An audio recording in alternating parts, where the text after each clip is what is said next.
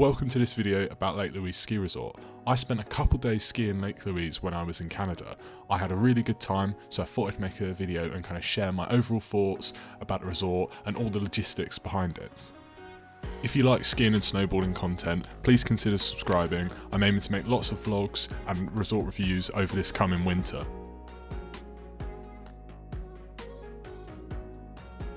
Lake Louise Ski Resort is located in Banff National Park. This is in the state of Alberta in Canada.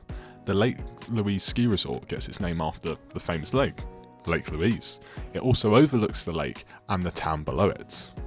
Getting to Lake Louise can be difficult for some, especially if you don't drive. Like most Canadian ski resorts, it's not often they're found located near big towns with massive international airports. The nearest airport to Lake Louise is Calgary International Airport, which, if you're driving, takes 2 hours with good traffic to drive there. This is obviously ignoring snow conditions, which can add a factor into it as well. The next closest airport after this is actually Edmonton International Airport, and it's a whopping 4 hours at least to get to Lake Louise. Because of this, I wouldn't really recommend flying into Edmonton as it's so far away, but if you've got a cheap flight and don't mind the drive, it can make quite the difference. Getting to and from the airport is fine if you're happy renting a car, because Canada's very focused around the car. Their public transport isn't like Europe, so you've got to bear that in mind. And it's semi-affordable to rent a car, so you'll be alright if you're comfortable with driving. However, there are still airport transfers to the town of Lake Louise or the town of Banff, where you'll find most people actually stay.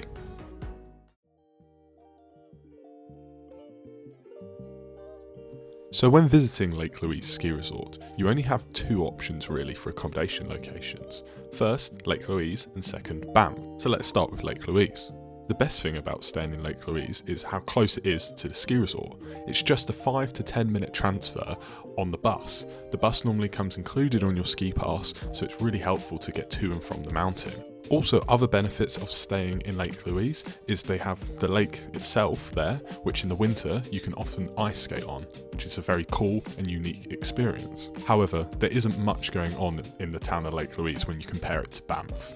In my opinion, Banff is the best place to stay when visiting Lake Louise. Firstly, because there's so much more going on in the town of Banff. There's plenty of restaurants and bars and big supermarkets, everything you need for a holiday. It also has access to Lake Louise by free bus if you have a ski pass. Banff is also a better place to go and visit the other ski resorts in Banff, specifically Banff Sunshine and Norquay. And often the ski pass comes bundled with all three resorts, Lake Louise, Banff Sunshine and Norquay. Two of my favourite restaurants and bars to go to in Banff was Bear Street Tavern for its food and beer, and Banff Avenue Brewing Co for its beer and its good deals. However, there is one major drawback when visiting Lake Louise but staying in Banff. It's the bus journey. It takes about 45 minutes to get to the ski resort, which adds a lot more time on compared to if you're going to Banff Sunshine, which is under 20 minutes, and Norquay, which is about 5 to 10 minutes on the bus. So, if you really want to just ski and don't care about where you're staying, I'd probably say stay in Lake Louise. But if you want a bit more après-ski after, 100% you have to stay in Banff. Skiing at Lake Louise is some of the most scenic skiing you can do in Canada. As you ski down to the base of the resort, you'll be overlooking the Lake Louise on a clear day. The resort also has a good balance of terrain. It has 25% blue slopes, 45% red slopes, and 30% black diamond and double black diamond slopes. This means it provides for beginners all the way to experts, so no matter your ski ability, and if you're in a mixed ski ability group, it will be the perfect place to go for a trip.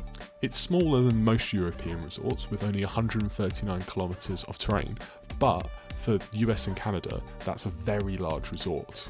Also, what's really different about skiing in North America is everything off the run is in boundary.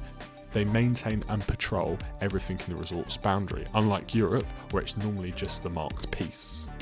The elevation of the resort, the base of the resort is at 1,646 metres, and it goes all the way up to 2,637 metres.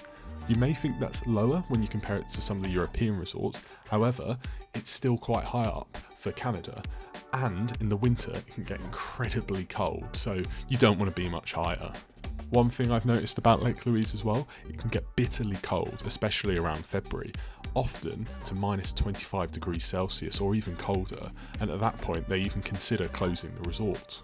One benefit of the winters being colder in Canada when compared to Europe is the season length. For the 25-26 season, they've already opened at the start of November, and they probably won't close the resort until the end of April or into May.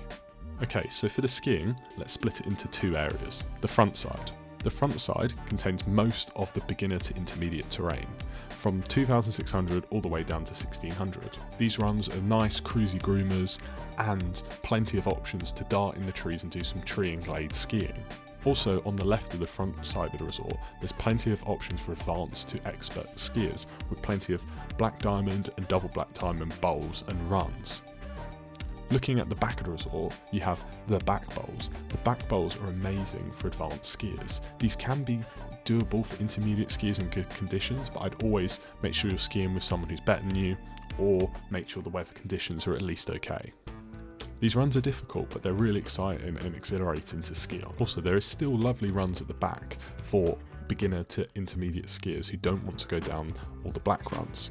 There's a green and blue run that runs down all the way to the bottom, and there's the larch area, which is a lift which serves green, blue and single black diamond runs. One thing to mention as well is the lack of crowds at Lake Louise. When you compare to big European resorts in France, Italy, Switzerland, Austria, they're huge crowds and you're often queuing for sometimes half an hour to an hour. However, in Lake Louise, we never queued more than 5 minutes for a lift.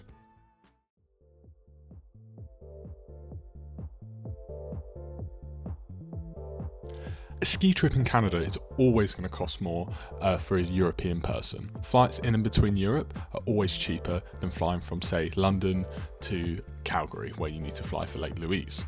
Also, you might not have direct flights, which puts the time and price up. The best flight prices I can see, including bags, at best are normally about £550–600 return, with only one stopover if not direct, whereas without bags in Europe you can get flights for like £30–40 to the Alps. Also, Airbnbs, hotels and other forms of accommodation cost a lot more in Banff and Lake Louise when compared to all over Europe. So factoring more money for accommodation is always important when planning a trip to Canada. But the ski pass to Lake Louise for one day in peak season costs about £90 or 155 to 175 Canadian dollars, which is expensive when you compare it to other French resorts, which range between £50 to £70. But if you look at some of the Austrian resorts, their ski prices are quite similar to Canada. However, when booking multiple day pass, it's not actually that cost efficient when skiing at Lake Louise because they don't often offer multi-day passes. All the multi-day passes are normally through Ski Big Free, which encompasses Banff, Sunshine, Lake Louise and Norquay. So yes, you can ski more resorts, but a 6-day ski pass costs £534 at the moment, which is exactly the same price as one day pass at Lake Louise.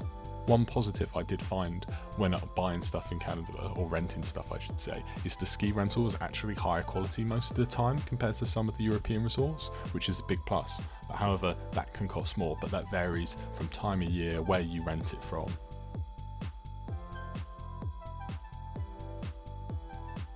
Overall, I'd still recommend a skiing trip to Canada, any resort in Canada really. On average, Canadian ski resorts will see more snow than the average French, Italian, Swiss or Austrian resorts, so this means there's a lot more opportunity for off-piste and powder skiing, which a lot of people love.